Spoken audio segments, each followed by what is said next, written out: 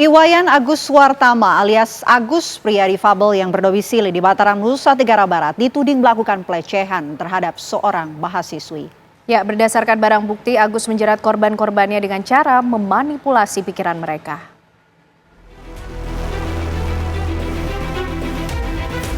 Iwayan Agus Wartama alias Agus, pria difabel yang berdomisili di Mataram, Nusa Tenggara Barat ini dituding melakukan pemerkosaan terhadap seorang mahasiswi.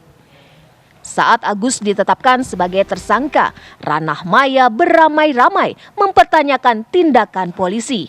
Bagaimana bisa seseorang yang tak memiliki tangan sedari lahir dapat berbuat asusila? Namun lambat laun satu persatu korban memberanikan diri mengajukan laporan.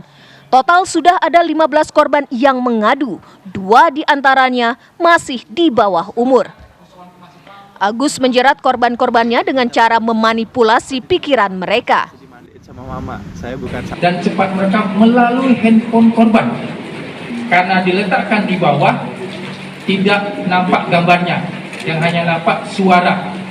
Hal ini sudah kita lakukan uji forensik digital.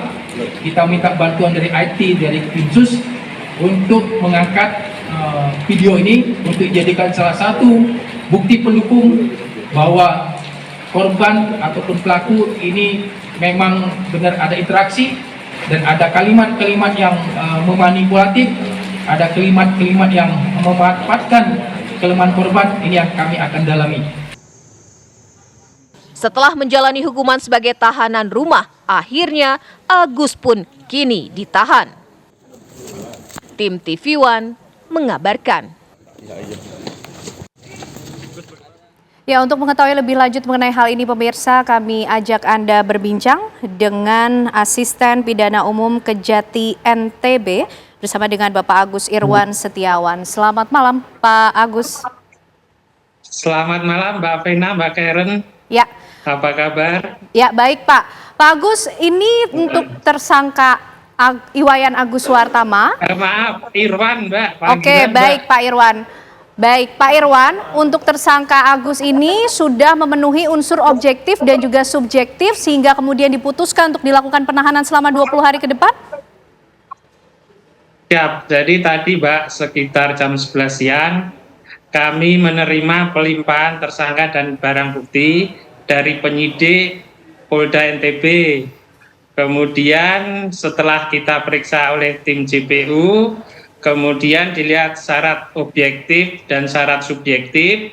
Jadi syarat objektifnya ancaman hukuman 12 tahun Mbak. Kemudian syarat subjektifnya karena korban kan banyak Mbak. Ya. Dikhawatirkan nanti ada korban lagi Mbak. Sehingga ketika kita diskusi, kita simpulkan untuk kita titipkan tahanan di rutan. Begitu Mbak. Baik. Pak, kalau kita lihat kondisi dari Agus ini kan cukup berbeda begitu. Adakah tindakan khusus yang akan disiapkan dalam tahanan selama 20 hari ke depan?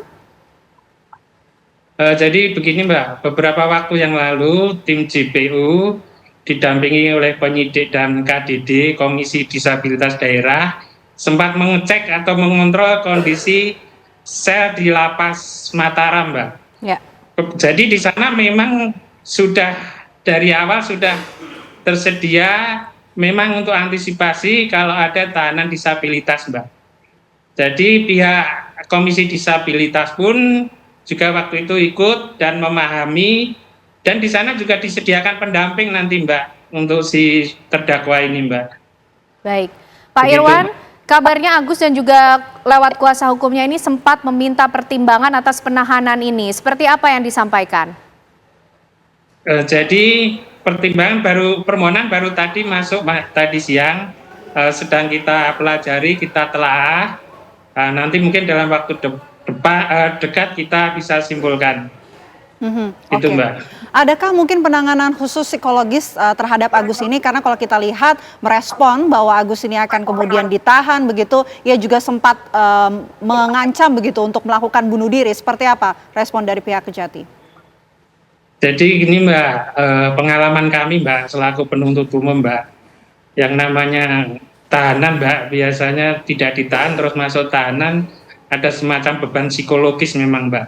Nggak hanya terdakwa Agus Mbak, ada beberapa kejadian. Tetapi seiring berjalannya waktu Mbak, dan nanti ketika di lapas pun Mbak, jadi mereka juga sudah ada program Mbak di lapas itu Mbak. Jadi semacam pengenalan untuk lingkungan di lapas juga ada Mbak. Jadi begitu Mbak. Oke, baik Pak Irwan, untuk selama 20 hari ke depan Agus menjadi tahanan titipan di Lapas Lombok Barat, lalu proses hukum seperti apa yang masih akan dihadapi? Jadi untuk saat ini Mbak, tim JPU sedang mempersiapkan dakwaan Mbak, penyempurnaan dakwaan. Setelah nanti dakwaan dianggap sempurna, segera kita limpahkan ke Pengadilan Negeri Mbak. Jadi untuk nanti persidangannya di Pengadilan Negeri Kota Mataram. Oke, adakah mungkin penanganan khusus yang akan dilewati oleh Agus ini selama berada dalam tahanan? Jadi untuk saat ini posisinya memang kita tahan di rutan Mbak. Nanti secepatnya kan kita limpahkan Mbak. Kemudian nanti setelah kita limpahkan, kewenangan penahanan berpindah di PN Mbak. Jadi nanti kita lihat Mbak. Jadi nanti kita bersama-sama kita ikuti penanganan perkara ini Mbak. Oke, Pak Irwan, sejauh ini apakah keterangan saksi dan juga bukti-bukti yang dimiliki oleh pihak kejaksaan sudah cukup untuk kemudian nanti dibawa dalam persidangan Pak? Jadi kalau kita mempelajari berkas Mbak, untuk alat bukti itu ada beberapa Mbak. Keterangan saksi itu ada kurang lebih 15 Mbak. Kemudian ada surat visumet repertum, kemudian keterangan ahli Mbak. Ahli di situ ada 4 Mbak, dari mulai ahli visum, terus ahli psikologis forensik, sampai ahli pidana juga ada Mbak. Dan satu lagi Mbak, pengembangan alat bukti di Undang-Undang 12 2022 tentang TPKS itu ada perekaman elektronik Mbak, itu juga bisa jadi alat bukti Mbak. Jadi kami juga melakukan perekaman elektronik, jadi waktu penyidikan dilakukan perekaman elektronik, disaksikan oleh penyidik dan penuntut umum Mbak. Begitu Mbak. Baik.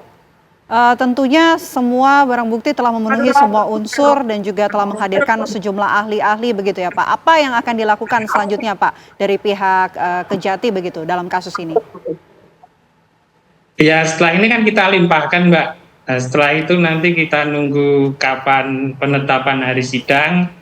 Jadi nanti kita melaksanakan persidangan, dan untuk TPKS memang kekerasan seksual nanti dengan tertutup Mbak sidangnya Mbak, begitu Mbak. Baik, kita tunggu nanti bagaimana perjalanan proses hukum dari penanganan kasus ini. Terima kasih Pak Irwan Setiawan, Asisten Pidana Umum Kejati NTB sudah bergabung malam hari ini di Apa Kabar Indonesia Malam. Sehat selalu Pak.